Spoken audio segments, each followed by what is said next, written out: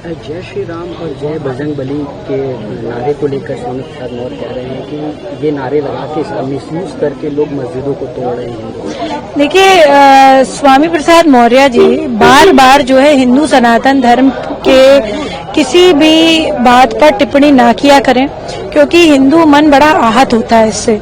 और जो है हम लोग जो है ऐसी संस्कृति और सभ्यता से आए हैं, जो आज भी हमारे इस कार्यक्रम का मुख्य उद्देश्य था कि हम लोग तो जो है किसी भी यज्ञ, पूजन, हवन और प्रणाम अगर प्रार्थना भी करते हैं तो सर्वे भवन्तु सुखिनः, सर्वे भवन्तु निरामया, यही बात का बोलते हैं कि भाई सबका कल्याण हो। अपने उद्देश्य के साथ, अपनी प्रार्थना के उद्देश्य के साथ भी हम समस्त लोगों को जयकारे करते हैं। हम समस्त जीवों के, उनके प्राण की रक्षण की बात करते हैं। हम समस्त रूप से सबके कल्याण की बात करते हैं। ऐसे सनातन धर्म पे अगर वो बार बार इस प्रकार की टिप्पणी करते रहेंगे तो देश उनको ये याद रखिए माफ नहीं करेगा और उनकी राजनीति हिंदुओं पर टिप्पणी करने से नहीं चमकेगी। अभी कार्यक्रम के दौरान आरएसएस के भी कुछ विचारों की चर्चा हो रही थी। एक सवाल इस बात का है कि कहा गया है कि चैट जीपीटी भी बताता है कि आज के समय में राष्ट्रीय स्वयंसेवक संघ सांप्रदायिकता के लिए जिम्मेदार है, और खुद सपा प्रमुख अखिलेश यादव ने इस बात का जिक्र। देखिए, chat GPT is a tool, है ना। So definitely that tool is made by whom, we all know, सब बाहर से बन के आया है ना। तो डेफिनेटली जो टूल बाहर से आया है उसका जो है जेनेसिस और उसका जो मेन जो artificial intelligence is also intelligence only, तो उसको भी कहीं ना कहीं जेनेसिस जो है बाहर से हुआ होगा।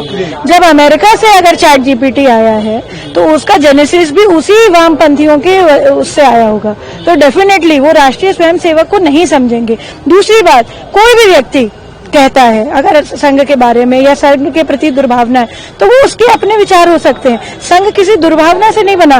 करोड़ों कार्यकर्ताओं ने अपने प्राणों को न्यौछावर करके इस देश की आत्मीयता की, इस देश की अखंडता की रक्षा करी है।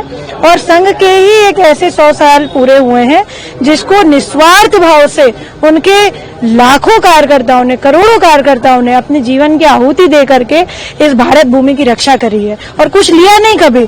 आप संघ के प्रचारक का जीवन देख लीजिए, आपको खुद एक बड़ा आश्चर्यचकित होंगे कि कैसे वो रहते हैं। और बहुत बड़े मैंने पदाधिकारी देखे हैं जो बहुत सरल रूप से रहते हैं। ऐसे लोगों के बारे में, ऐसे जीवन, तो मुझे लगता है जो मैं कहूंगी कि कुर्ता पैजामा पहनने वाले संतों के बारे में इस प्रकार को कहना भी एक गलत बात है। नारी शक्ति मतदाता जो है इस बार बिहार में क्या विचार कर रहे हैं, क्योंकि बिहार के चुनाव पर पूरे देश की नजर है, और क्या लगता है मैम कि वहाँ पर जो महागठबंधन जिस तरीके से जिक्र कर रहा है कि केवल और केवल नीतीश जी वहाँ पर जितने सालों तक रहे कुछ खास बदलाव नहीं हुआ, केवल उन्हें मौका दिया गया, तो नारी शक्ति इस बार क्या विचार कर रही है? एक बात मैं कहूंगी कि जब बहुत ज्यादा कीचड़ हो जाता है तो कमल खिलता है।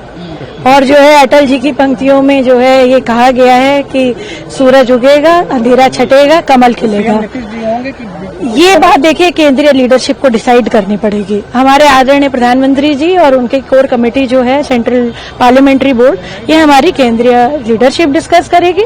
परंतु मुझे पूर्ण रूप से ये पता है कि अभी हमारे जितने भी लोग हैं वो सब बीजेपी को प्रेफर कर रहे हैं और लोग वहां पर बिल्कुल नाराज हो चुके हैं जिस प्रकार से लेफ्टिस्ट पार्टीज ने वहां पे इतने सालों तक इतनी अराजकता फैलाई है, इतना अनएम्प्लॉयमेंट है जो 50 साल पहले हो जाना चाहिए था बिहार में, वो अब जाकर के हो पा रहा है। तो ये आप देखिए ना कहीं मुझे लगता है कि उनकी नाकामी की वजह से हुआ है।